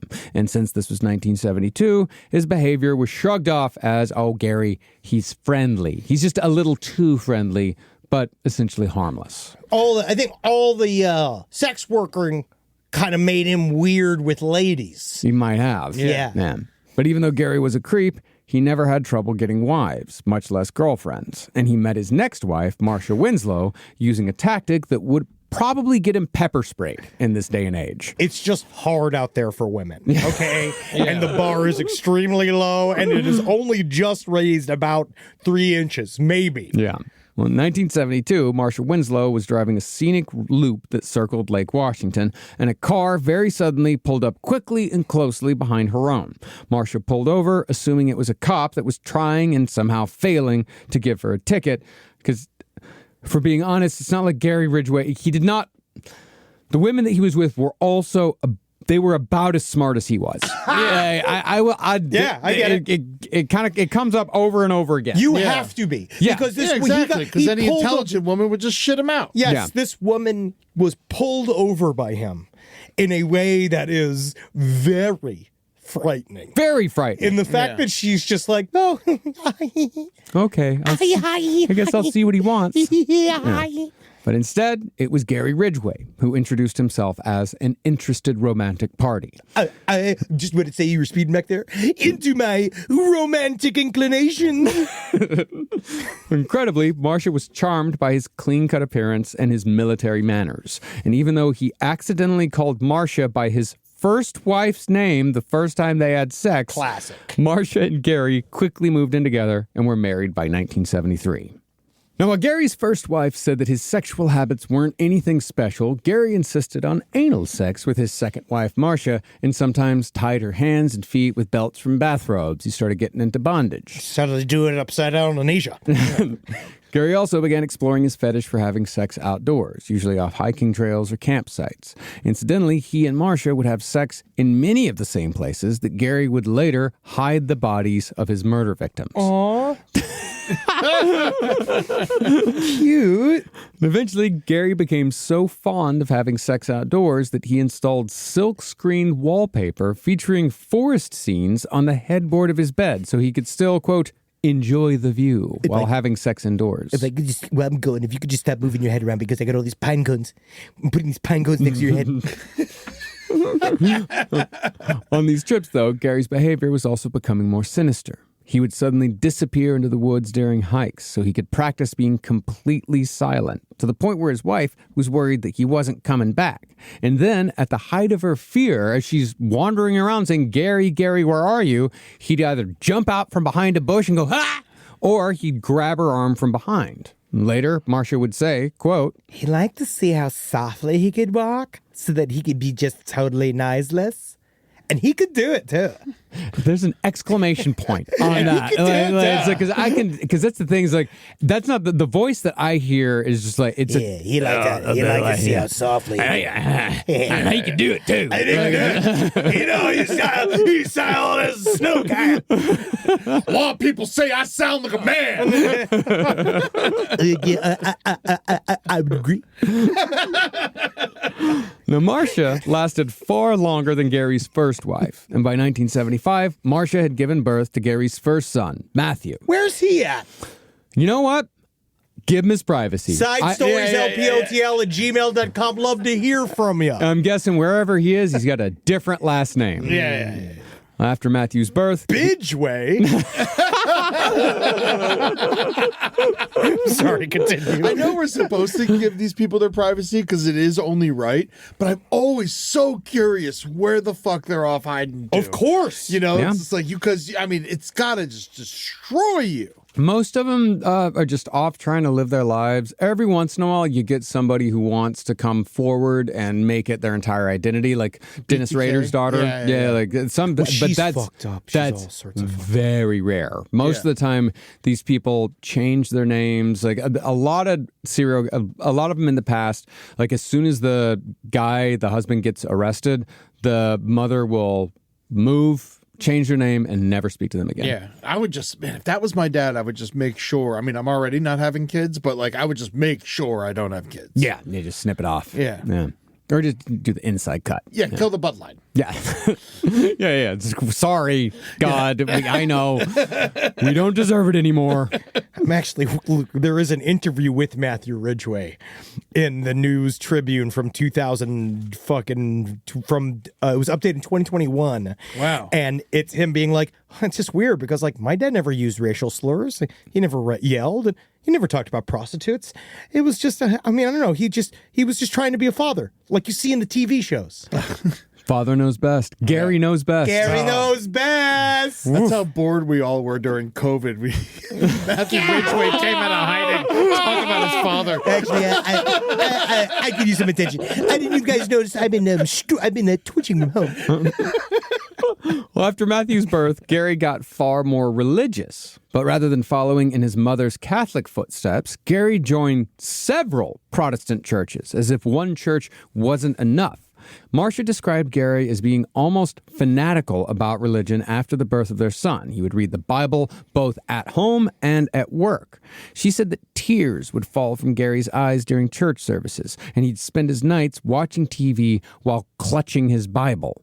Gary even started walking door to door in his neighborhood trying to convert his neighbors, but he would get furious when those neighbors inevitably slammed their doors in his face again and again. Is that common? Like people being really religious and also being serial killers? No, not really. They're usually like atheists. It depends because there's a whole subset. There's the missionary killer. There's a subset of killer that is entirely religiosity like based. It's all like their own fantasy world. So it really depends. Like largely, it would turn into a new category. He is a guy that would use the Bible for my fucking Sunday morning psychiatrist call is the fact that he used it as like a lot of people use it, which is the possible Hail Mary pass at the end of life. And that he was constantly trying to validate the feelings that he was feeling because weirdly it all came from this like emotional place. Yeah. Well, I mean, it's very easy with Christianity to come to the conclusion that women are evil because there are many churches that preach that specific thing. Yeah. And many verses in the Bible that talk about it. And the whole story of Adam and Eve and every single woman that is ever around Jesus Christ is always just tempting him and doing it. It's almost like they've been putting that idea that women are evil, expendable whores in our brains ever since we started this whole process. Yeah, and it's the Catholic Church still won't let women be priests, and whenever they want to get more involved, they put them in a habit and stick them in a building. You want to know why? You want to know why? It's because I'm starting to think it's because women hold people accountable. Yep. And I think that might be a part of the function. Yeah. Also, I remember him saying in the doc that he thought that he would be forgiven if he asked for it. Sure, of course. That's the Hail Mary that Henry's talking about. There's always that back pocket. They always got it. Look at David Berkowitz. That's all it is. He's Mr. Jesus now. Yeah. When David Berkowitz and Gary Ridgway die, by the rules of Christianity, both of them are going to heaven. This could be them. Charlie Kirk, Michael Jackson, all of our Russell favorites. Brand, Conor McGregor, all having a great time together. Life up there, man. Now, Gary's main church was Pentecostal, and his pastor instilled... Which is bad. Yeah. Bad idea for him. And his pastor instilled even more archaic views about women beyond the horrible shit his parents had already taught him. The Pentecostals taught that wives and daughters wouldn't make it to heaven if they didn't obey their husbands. And even something as small as having short hair or wearing the color red, both of those things, massive sins for women. What if it's her hair? Even worse. Grows out of her. Cut her head. Cut her fucking head off. Cut her sucking head off. Save it. This, of course, caused a rift in Gary's marriage, just like it had in his parents' marriage, although the male and female roles in Gary's marriage were reversed. But speaking of Gary's mother, Mary Rita soon became the main pressure point in Gary and Marcia's marriage. For some reason, Mary Rita had access to Gary's bank accounts, and she made her opinions known concerning how Gary and Marcia spent their money. People are weird with that shit. Really weird about it.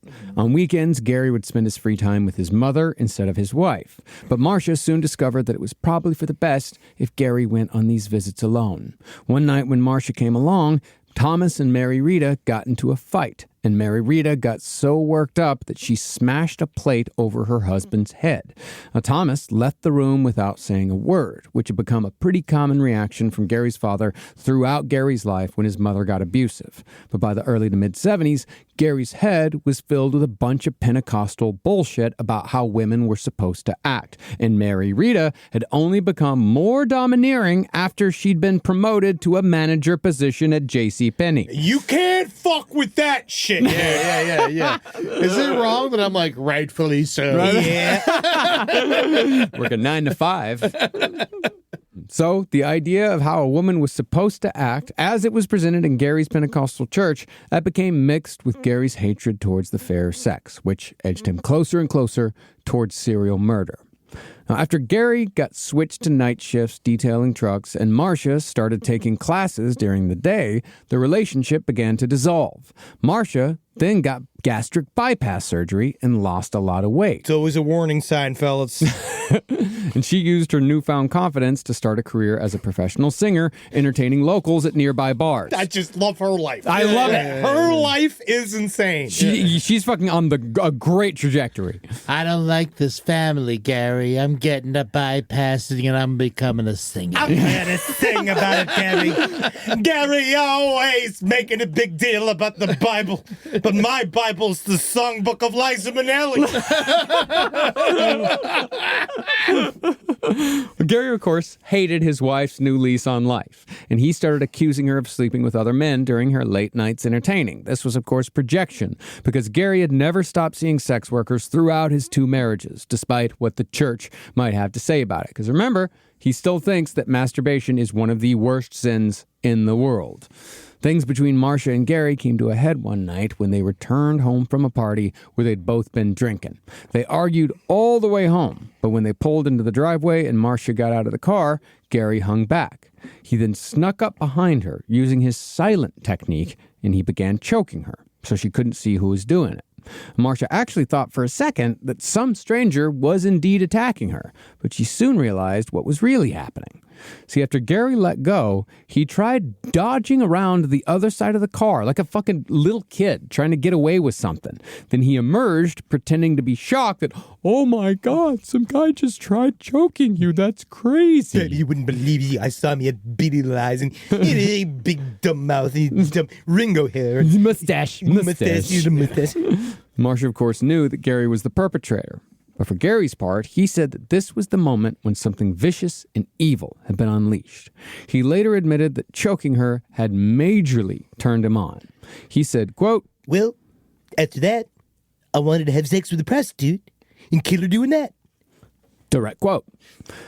And one of the many things that's hard to pin down concerning This Gary... is what I like. You know what I mean? It's so hard. We go through everybody's always like, oh, do what you love, and then you never have to work a day in your life. And actually what Gary shows is an exact example. When your passion becomes your work, you actually never stop working. Yeah, it's true. Epiphanies aren't always good. Yeah, there's been a couple of like eureka moments that have been pretty bad for us. Yeah, really bad. Yeah, the same guy who created leaded gasoline also created CFCs. Oh. We could have used 2 less Eurekas from that guy. You could just see the guy pouring COVID-17 and pouring 18 together into one vial. Now, one of the many things that's hard to pin down concerning Gary Ridgway is exactly when he began murdering women. He told investigators that it was, quote, very possible that he'd killed several women during the 1970s, but his memories were hazy. The best he could offer was a vague memory of killing a sex worker while he was living with Marcia, but he could only remember that something went wrong on a so-called date, and that he'd probably killed a sex worker during that date. That's just saying this is just how many he killed. Yeah. It's weird. I kind of believe him. Yes. Yeah. Oh, 100%. I absolutely believe him. He's not smart enough to lie. And he's not a Henry Lee Lucas. He corroborated quite a bit of what he was talking about later on. It's just, it's just hard when you look at him and you're like, you can't believe how much devastation this little fucking idiot did. But you can also tell that he's also trying to figure out, like, what happened? Like he's trying to figure out. Like that's why he talks so much, and he's just like he's a mystery even to himself. And when they do those we'll get into it later on. When they do the thing where they drive him around and stuff, and he's just been like, "Thank you, Mr. Grayson. Thank you so much." And he's just like this nice little man, and he's like whistling and stuff. And, yeah. Now, according to Marcia, Gary kept coming home later and later throughout the mid to late 70s, and he'd often walk through the door wet and covered in dirt with no other explanation other that his car had broken down again and again and again. She also noted that Gary always kept several rolls of a protective plastic covering called Visqueen in the bed of his truck, and several of his later victims would, of course, be found covered in this same variety of plastic wrap. And he got that from his detailing job. Yeah. Yeah, of course. So no fingerprints on that? No, actually. So he must have used gloves. Yeah. Well, it really depends, dude, because it's like, in terms of the technology, fingerprint technology is really nowhere near anything that they show on movies and television. Yeah. It's such an inexact science, and it's so not dependable that like it's so hard to do because you have to make sure nobody fucks up the scene. Yeah. It has to be pristine. I guess it's all covered in dirt too. Well, also remember, like, his victims were usually found 2-3 days later, sometimes years later. Some weeks later, years later. This is the Pacific Northwest. It's fucking raining all the time. Yeah. So that makes forensic evidence like fingerprints really difficult to lift. Now, investigators tried their damnedest to pin down Gary's first kill, but the best Gary could do was vaguely recall 2 or 3 times in which he thought he'd killed a woman. In these incidents in the late 70s, Gary said that he might have strangled women, then left their bodies in the middle of the street, against the fence in a popular park, or lying against a newsstand where they would definitely have been found. But Ridgway said that he'd never heard any reports in the media about these women, so he concluded again and again that he had only choked these women until they'd lost consciousness. And after Gary left them, he thought that they'd just woken up and walked away, saying, quote, "You'd figure she'd wake up if she wasn't dead." "You'd figure." Yeah, you would. If I was a bet man, which I am, I'd put $10,000. Then I'd kill those women. Now, by 1980, Marcia had finally had enough of Gary Ridgway. That summer, she told Gary to go out and treat himself to a nice breakfast, alone. And while he thought it was a strange request, he still did what he was told. Simple guy. Yeah. Simple little guy. Well, simple guy, simple gal. Go get some breakfast. Can you imagine that? Can you imagine you come home, you're in trouble. Yeah. You know how much trouble you're in if your wife goes, "Hey, go get some fucking breakfast. Go out, get Go breakfast. out, go get breakfast." Yeah. Honestly, that'd be a great way to deal with fights. Yeah. I just keep driving. But when Gary came back home, he found a moving van in the driveway and a very surprised Marcia, who she had expected to have all of her shit and all of her son's shit packed up and gone by the time he returned. Didn't you go to the goddamn Shoney's? I thought you were going to the buffet. No, as a matter of fact, I actually stopped by the Burger King and I got some French toast things, so it was actually pretty fast for me. Pretty quick. Because, Marcia thought that she could get all of her stuff moved out in the time it takes a man to eat a stack of pancakes. Like I said, not the brightest bulb either. Yeah.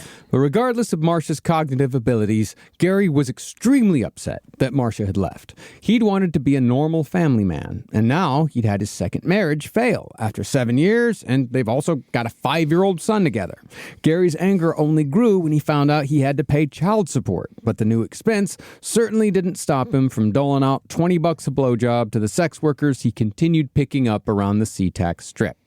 Later, a forensic psychiatrist asked Gary why he wanted to hurt sex workers in the first place, and Gary lamely offered that it was because women had hurt him. Specifically, his first 2 wives had hurt him.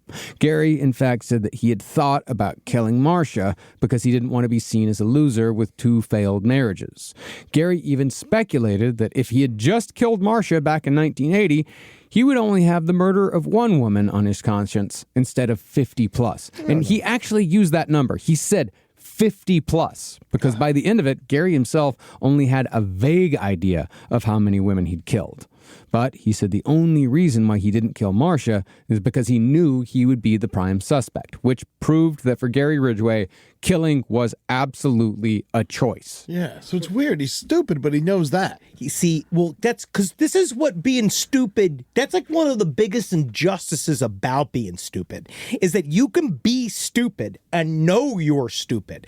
And he's just smart enough to know how stupid he is, and he can't see, it is like a fog. Like, he can't see all of the reasons for the decisions that he makes because he works really instinctually, and he doesn't have, which shows, again, he would have killed Marcia. If he was going to kill her, he would have killed her. And I actually partially think I kind of thought in my head, this sex should have been free. We should be doing this. She should be loving me. This is like a thing. And when I kill her, it wipes out the whole incident. I feel like there's some of that too. And then we'll also find out later on, he killed them to freeze them in place. Possibly. Yeah. So then he could do whatever he wants. Not all the time. But sometimes. Enough. Yeah. Enough. You know what I mean? Yeah. I mean, I think with Marcia, the only reason why he would kill is like he would kill her so no one would find out about the divorce. Yeah. Because if he killed her, then he's a grieving widower with a young son, and he gets a lot of sympathy from his church, from his peers, from his parents, from everybody. But he was smart enough to know, like, the husband's always the first person. So yeah, always a choice for him. Now, not too long after Marcia filed for divorce, Gary was arrested for the first, but certainly not the last time, in relation to prostitution. After cruising for a lady of the night, Gary picked one up and began choking her the same way he choked Marcia. This woman survived and did report the assault to the police. But guess what happened? The police absolutely questioned Gary, but Gary calmly explained that the choking was a justified act of self-defense because the woman had bitten his penis during oral sex. The charge got dropped. Yeah, we all know that fucking story. Yeah, buddy, get out of here. Get out of here. And the cops had no further questions for Gary Ridgway. Cops are great. Damn, that's fucking horrifying. Very bleak. Very like, bleak. even if his case is true, it's still choking a woman. Very bleak. Yeah, it's still choking a woman. Yeah. It's just, and it's... But you forget, Eddie, it's not a woman to them. It's a sex worker, so she's expendable. Yes. Yeah. Did he still get arrested for the sex work thing? No. Not worth it. That's what But guys do. They can't really prove that. They have to catch you in the act. He said she bit his dick. Yeah. That's what guys do, buddy. Yeah. It's You know how many whores you choke, right? You know how much you love doing that? My insides just vomited when you said that. You know how much you love doing it? Yeah. Some really foul shit, Henry. You don't like that? No, I know what he likes. Now, after his divorce, Gary discovered a support group called Parents Without Partners, and he began meeting women that he didn't have to pay to be in his presence. After his divorce was finalized in May of 1981, Gary began dating a woman who is known only as Darla. Darla sounds like she'd be for Gary. Yeah. I mean, well, Darla's for. I would say Darla's for Gary, but Gary's not for Darla. Damn.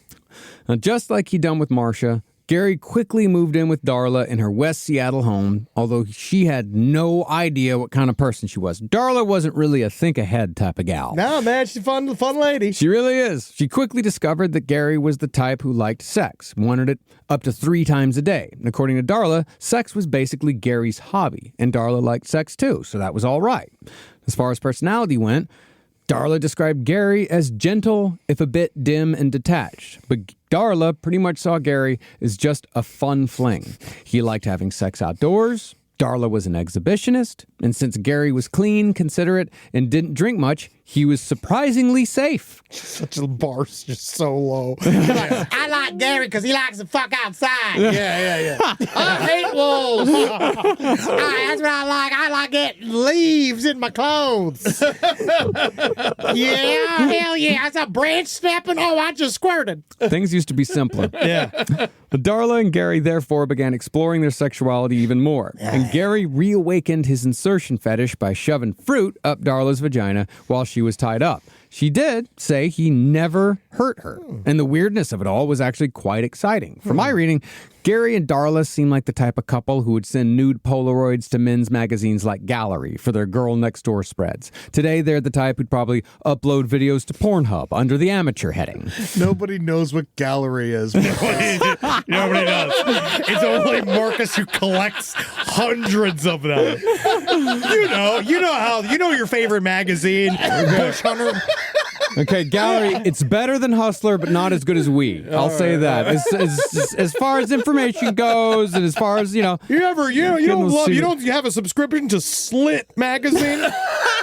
Dead Girl is Dead Girl Month. Hey, you took it to that place. These are classy magazines. Yeah, Dead Girl Month. It's all girls that were alive last month. But while they were all having a fun, sexy time, ooh, yeah, Gary decided in 1981 that he wanted full custody of his son. Yeah, he needs to be a dad. Darla. That's my first thought. Darla, however, already had 4 kids that were all in the custody of their respective fathers. Ooh, Yeah, Darla. she fucks in the woods. The father of my first son was the god Pan. Yeah, the green man of folklore. Like I said, you look at these, the pictures that they send in these old magazines, like, what kind of people are these? And it's Darla. Yeah. Oh, yeah. Darla, waitress, Pacific Northwest. But she didn't really want to even raise her own kids. Nope. So she certainly didn't want a hand in raising anyone else's. So Darla broke up with Gary, and Gary got another woman to hate. Soon after, though, Gary bought a house on the aforementioned strip in what is now the city of SeaTac, between Seattle and Tacoma, Washington. This was the Pacific Highway South, Highway 99 corridor south of Seattle around SeaTac Airport, which was quite the popular spot for sex workers. And so Gary now had a house that was right next to a location where the sex workers were available and numerous. And if we go by what another of his girlfriends said, the one after Darla, this easy access was marching Gary closer to murder. This former girlfriend, whom Gary had also met through the Parents Without Partners support group, said that on fucking Christmas Eve, 1981, Gary broke down and told her that he had nearly killed a woman recently. Let's just say, Gary, these confessions are more of a February thing. Okay?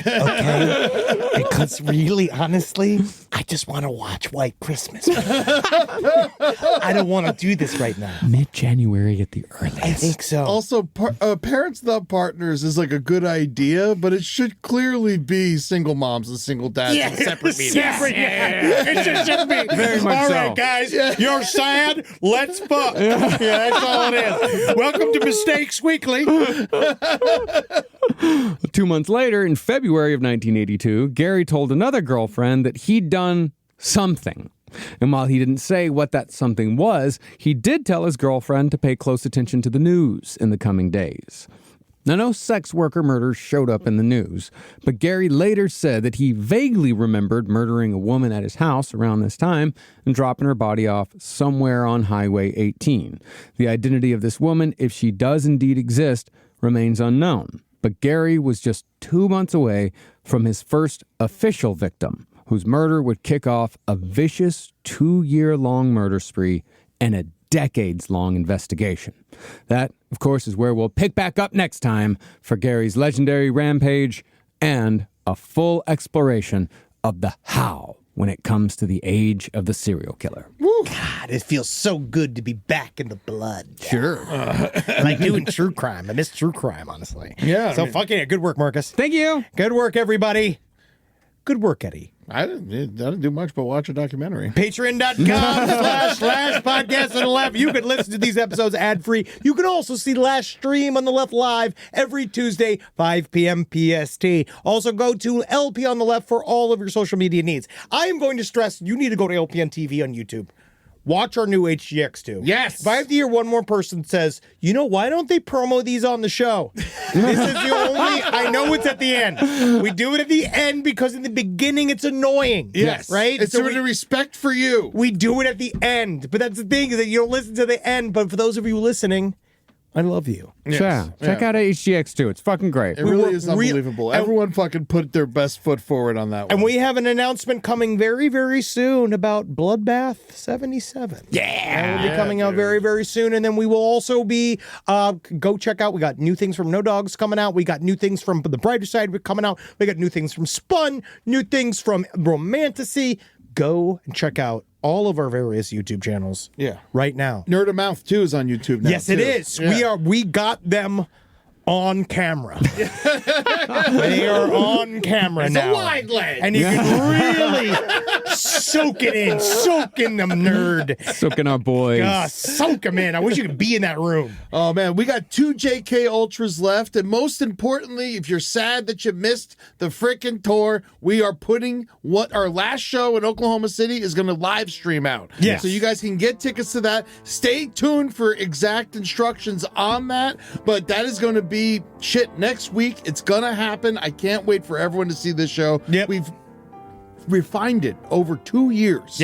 We've been working on this thing, and we're gonna put it to bed, and I really want whoever hasn't seen it to see it, because it is fucking amazing. Please. So we're gonna be in Tulsa, Oklahoma on July 17th, and then we're gonna be in Oklahoma City on July 18th, and then I'm solo running over to Plano, Texas right after that on July 19th. So come hang out with me. That's where you're gonna meet, like, what's his name from No Country of Old Men? You're gonna Sugar. You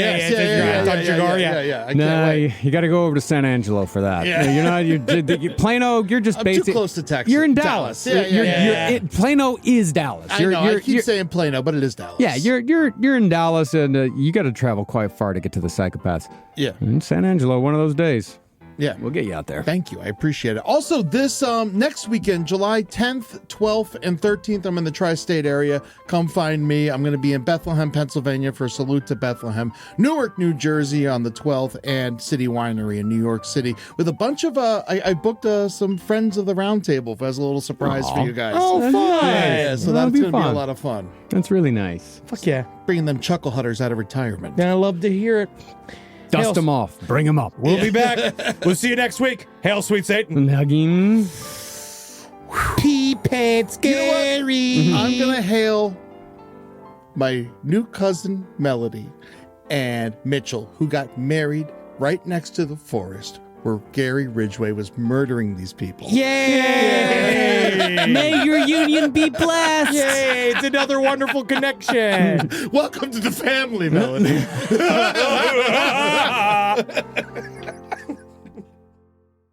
Pacifica, a crisp Mexican lager that wasn't brewed to blend in, because we choose to be yellow.